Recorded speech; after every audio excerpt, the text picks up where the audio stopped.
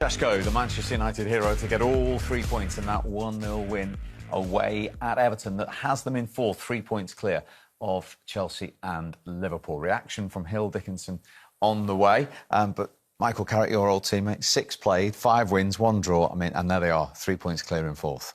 It's not bad, is it? It's not a bad record, what he's done. I said it before the show, the confidence that, he's allowed the players to have to go and express himself out on the pitch. You see it. It was a tough game. It was a tough first half, but I'm sure at half-time we would have said if we put the passes together, if we stop giving the ball away, and at times we can play on the counter-attack because Everton are going to come out there, or the home team, they want to come out and show their fans that they're on the front foot. We can get in behind them, and they showed it fantastically well with the goal that they scored, and the 3 new signings combined. But Šeško again was fantastic. And as you rightly say, it was a different type of performance tonight, not necessarily the free-flowing, counter-attacks, goals, lots of chances that we've seen in previous games. And they had to dig in as well at the end, didn't they? They did. I mean, they showed real grit at the end. I mean, some of those corners were bang on the money, right on top of the goalkeeper. 9 corners Everton had in that second half alone. Yeah, they defended them really, really well. I just think this team is really suited to taking a bit of pressure, hitting on counter-attack.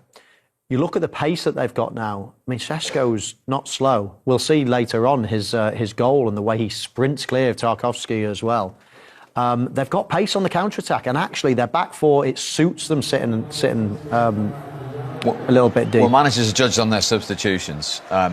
He made this 57 minutes in, and this is his first involvement. Yeah, and this is a chance, Steve. Of course, people will say, well, it slipped, there's no shot on target or anything, but this is 2v1. And I don't blame Cunha at all. I mean, the way he commits, the way he uses his speed, it actually turns this chance into a 2v1. If he had just stayed on his feet, he would have actually been shooting with his next touch, or he'd be cutting it back into Šeško. And then, of course, moments later, a similar occurrence, another 2v1. Look at Šeško at the bottom of your screen. Look how quick he is. I mean, he's streaking clear of Tarkowski there, so there's a lot of pace on that Manchester United counter-attack.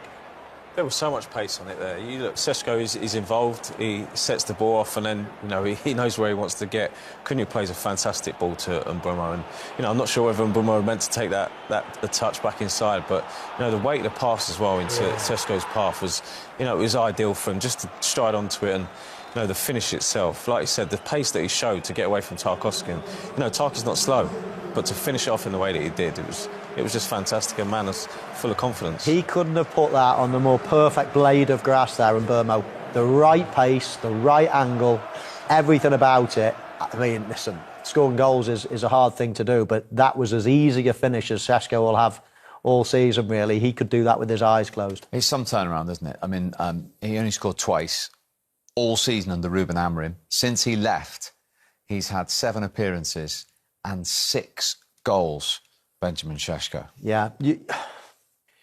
Obviously, it presents itself when you're a centre-forward because you can see the results, you can see the goal return, you can see the numbers that back it up. But I'd argue that there's lots of players, actually, that their stats would be right up.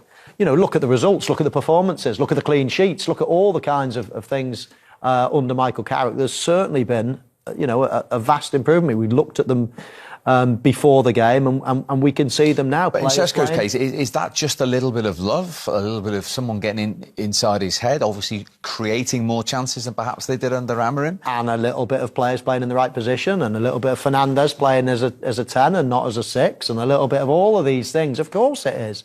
Yeah, confidence, players that you're playing with, the way the team are playing at the moment, playing to his strengths. Of course, they all contribute.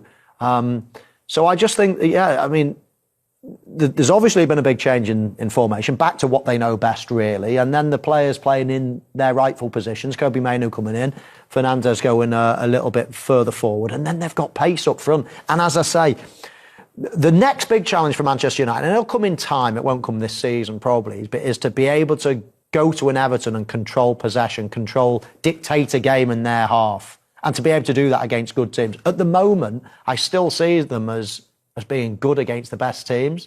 I think Manchester United almost, they won't admit it, but almost prefer not having the ball for large periods and breaking. That break tonight was perfect. And Everton didn't look like scoring, really. I mean, someone like Harry Maguire, Martinez, Yoro, all of these players, they're as good at defending their edge of the box as any defenders in the country. So it really, really suits them to sit that far back and, of course, with the pace on the counter-attack. So everything's looking good at the moment. As I say, there'll be a little bit more improvement needed if they're going to go to the top of the table, but, you know, you've got to do that step by step. Manchester United delivered a masterclass in controlled dominance to edge out Everton 1-0 at Hill Dickinson Stadium, with Benjamin Šeško's clinical super sub strike proving the difference in a match the Red Devils always looked destined to win.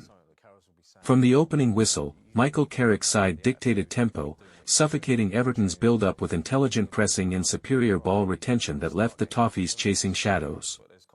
Everton, despite their physicality and home crowd, struggled to create meaningful chances against a compact and disciplined United defence. Senne Lammens was rarely tested, while the midfield trio of Mainoo, Ugarte, and Fernandes controlled possession with calm authority, averaging over 60% and limiting Everton to long balls and hopeful crosses. The visitors' tactical discipline, high pressing when out of possession, quick transitions when in it, exposed Everton's lack of quality in progression and creativity, making a breakthrough feel inevitable. The winner arrived in the 71st minute via a textbook counter. Matheus Cunha's pinpoint long pass released Bryan Mbeumo, whose pace shredded Michael Keane before he squared for Sesko to finish ruthlessly into the far corner. The Slovenian's composure under pressure highlighted his growing lethality, turning a controlled performance into 3 points. Everton pushed late but lacked conviction and incision, their attacks too predictable against United's resolute backline. This wasn't a smash and grab, it was controlled dominance from start to finish, underscoring why Manchester United were always going to come out on top in this fixture. Please like and subscribe.